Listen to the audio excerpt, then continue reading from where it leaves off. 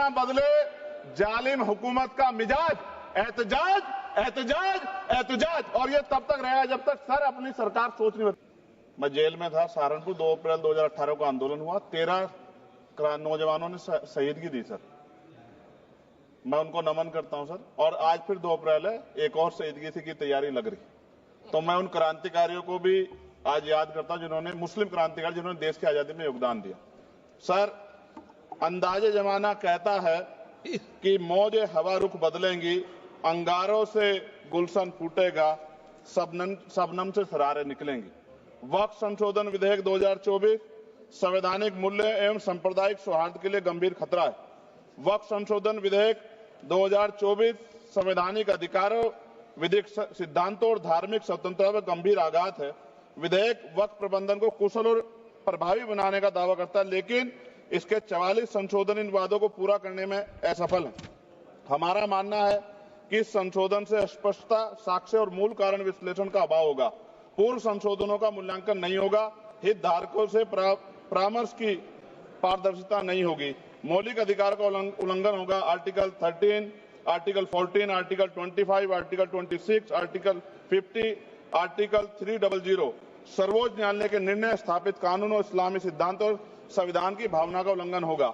असत्य वादे बनाम वास्तविक प्रभाव, विधेयक सुधार और सशक्तिकरण का दावा करता है, लेकिन वास्तव में धार्मिक संपत्तियों के पुनः वर्गीकरण, जब्ती का प्रावधान संशोधन 39A, ऐतिहासिक मस्जिदों, कब्रिस्तानों को सरकारी संपत्ति घोषित करना, जिससे सांप्रदायिक तनाव पैदा हो सकता है। जिलाधिकारियों को अत्यधिक अधिकार प्राप्त करना, संशोधन 4B, जिलाधिकारी सर सरकार के होते हैं, वो सरकार के हिसाब से काम होते हैं। यहाँ जितने MP बैठे हैं विपक्ष के, इनसे पूछ के देखो कि इनके जिले में क्या हाल है। इनका जिलाधिकारी सुनता नहीं सुनता, MP बैठे हैं, पूछ के देखो विपक्ष के, आपको पता लग जाएगा।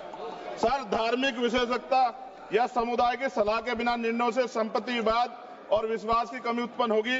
ट्रिब्यूनल की शक्ति कमजोर करना और मुस्लिम प्रतिनिधित्व हटाना, संशोधन 10B, धार्मिक कानून की त्रुटिपूर्ण व्याख्या और पक्षपाती निर्णय, दानकर्ता इच्छा की उपेक्षा व धार्मिक स्वतंत्रता का हनन, संशोधन 5A, दानकर्ता द्वारा समर्थन वापस, जिससे सामुदायिक संस्था कमजोर हुई। गैर मुस्लिमों द्वारा स्थापित वक्फ सुरक्षा समाप्त करना, संशोधन 104 की समाप्ति, अंतर धार्मिक सौहार्द प्रभावित होगा। सर सदियों पुरानी धार्मिक संपत्तियों पर सीमा अधिनियम लागू करना, संशोधन 27B, कब्जा की गई संपत्तियों की स्थायी हानि, धार्मिक विषयों को दरकिनार कर वक्फ निर्धारण करना, संशोधन 6C, धार्मिक ज्ञान के अभाव में संपत्तियों गलत वर्गीकरण, पंजीकृत वक्फ घोषणाओं को अपराध घोषित करना, संशोधन 312, भय के माहौल में धार्मिक दान में गिरावट, मनमाने सर्वेक्षण को और वर्गीकरण की अनुमति देना, संशोधन 8A। धन्यवाद वकील साहब। सर अभी पूरा दो जाने दो। सारी धाराएं पढ़ दोगे आप तो? सर 2 मिनट में खत्म करूंगा, और ये इंपॉर्टेंट है सर, मौका दीजिए सर। बिना जवाबदेही के बड़े पैमाने पर वक्फ संपत्तियों का पुनः वर्गीकरण, प्रशासनिक भ्रम और प्रभावशीलता को नुकसान पहुंचा, संशोधन 12D, कानूनी विवाद और कुप्रबंधन को वक्फ बोर्डों की विश्वसनीयता का नुकसान, अस्पष्ट आधारों पर राज्य द्वारा वक्फ बोर्ड को भंग करने का अधिकार, संशोधन 3C, राज्य के व्यापक विरोध प्रदर्शन, धार्मिक लक्ष्य का लक्ष्य, सार्वजनिक हित के नाम पर वक्फ प्रशासन पर पूर्ण नियंत्रण, संशोधन 37C2, व्यापक स्तर पर अशांति विरोध प्रदर्शन, कानून व्यवस्था की गंभीर स्थिति। सर सरकार के उद्देश्य से नजर आता है मुस्लिम समुदाय के योगदानों पर नियंत्रण स्थापित करना, मुसलमानों को उनकी वक्फ संपत्ति वंचित करना, वक्फ स्थापित करने का अधिकार प्रतिबंध लगाना, वाकिफ और मुतवल्ली की इस्लामी परिवर्तन करना। इस विधेयक को वर्तमान रूप से स्वीकार करें और समावेशी परामर्श, कानून स्पष्टता, संवैधानिक धार्मिक सुरक्षा सुनिश्चित करें। सर ये तो बिल पे था सर, क्योंकि आप कहते हैं बिल पे बोलना चाहिए 2 दिन नहीं, लेकिन सर मैं सुबह से सुन रहा हूं सर 2-3 चीजें बोलूंगा सर। जो विद्वान सरकार मुसलमानों की कितनी हितैषी है सर, कुछ कह रहे हैं क्या? जो विद्वान होता है वो बिल पे बोलता है। सर बस खत्म कर रहा हूं। सरकार कितनी हितैषी है सर, केंद्रीय मंत्रिमंडल में एक भी मुस्लिम मंत्री नहीं है। सच तो यह है कि अभी ईद पे नमाज पढ़ने के लिए भी नए नियम बनाए गए, और जो नमाज पढ़ रहे थे उनके पीछे पुलिस कर्मचारी लाठी लेकर खड़ा था, मैंने खुद देखा सर। अगर सरकार इतनी देर सच्चर कमेटी की रिपोर्ट पर चर्चा कराएगी, बिल्किस बानो के आरोपियों का जेल से बाहर आने के बाद स्वागत किया गया सर। मुसलमानों की जमीन की बात है, SC/ST की जो जमीन है वो छीनी जा रही है सर, कानून से ऊपर उठकर मुसलमानों घरों पर बुलडोजर चलाए गए, सबने देखा।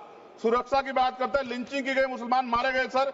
कावड़ यात्रा में गरीबों के ठेलों पे सुप्रीम कोर्ट ने ऑर्डर किया कि नाम मत लिखवाओ, देश को मत तोड़ो। अंत में सर बात निकली है तो दूर तक जाएगी, पार्टी सरकार के नेता यात्रा निकाल के कहते हैं मुसलमानों को भगाओ। और कई एक मुस्लिम एमपी पिछली बार सर उनको क्या क्या शब्द निकले, कोई निंदा नहीं हुई सर, और उसका प्रमोशन हुआ।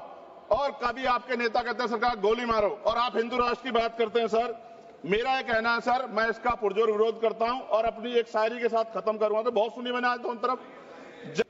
मैं जेल में था सहारनपुर, 2 अप्रैल 2018 को आंदोलन हुआ, 13 नौजवानों ने शहीदगी दी सर, मैं उनको नमन करता हूं सर। और आज फिर 2 अप्रैल है, एक और शहीदगी की तैयारी लग रही, तो मैं उन क्रांतिकारियों को भी आज याद करता हूं जिन्होंने, मुस्लिम क्रांतिकारी जिन्होंने देश की आजादी में योगदान दिया। सर, अंदाजे जमाना कहता है कि मौजे हवा रुख बदलेंगी, अंगारों से गुलशन फूटेगा, शबनम से सरारे निकलेंगी।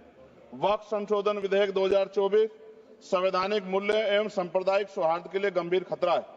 वक्फ संशोधन विधेयक 2024 संवैधानिक अधिकारों, विधिक सिद्धांतों और धार्मिक स्वतंत्रता पर गंभीर आघात है।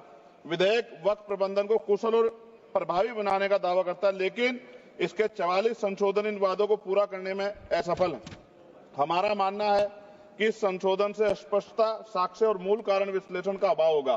पूर्व संशोधनों का मूल्यांकन नहीं होगा, हितधारकों से परामर्श की पारदर्शिता नहीं होगी, मौलिक अधिकार का उल्लंघन होगा। Article 13, article 14, article 25, article 26, article 50, article 300 सर्वोच्च न्यायालय के निर्णय, स्थापित कानून और इस्लामी सिद्धांत और संविधान की भावना का उल्लंघन होगा।